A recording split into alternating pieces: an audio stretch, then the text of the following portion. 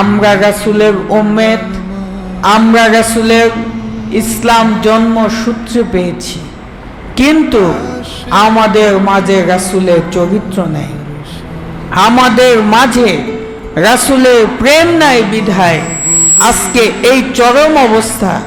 আমাদের মধ্যে হানাহানি, আমাদের মধ্যে মারামারি, আমাদের মধ্যে আজ এই চরম পরিস্থিতি বিরাজ করছে। এই কারণেই আল্লাহর মহান বন্ধু শাইখুল আকবর জামানার ইমাম ডক্টর সৈয়দ এম সাইদুর রহমান আল মাহবুবী মাদ্দাজিলুল আলী হুজুর এই মিরপুর দরবার শরীফে আবার আশিকে রাসূল হওয়ার ডাক দিয়েছেন।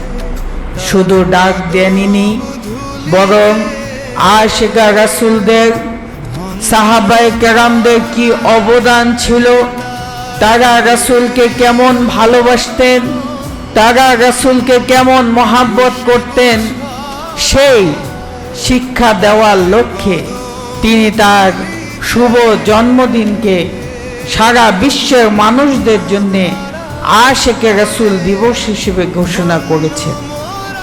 এই ঘোষণা করার মূল লক্ষ্য এবং উদ্দেশ্য হলো আমরা যারা নব্য যুগের আশিকে রাসূল আছি, আমরা যেন অতীতের সাহাবায়ে কেরামদের সেই ত্যাগ, রাসূলের প্রতি মহাব্বতকে আমরা যাতে স্মরণ করতে পারি। কি এটা কি দরকার আছে না নাই? সম্মানিত আশিকে রাসূল ভাইরা, এই লক্ষ্যেই আমরা প্রতি বছর 11 জুন মহান আশিকে রাসূল দিবস পালন করে থাকি।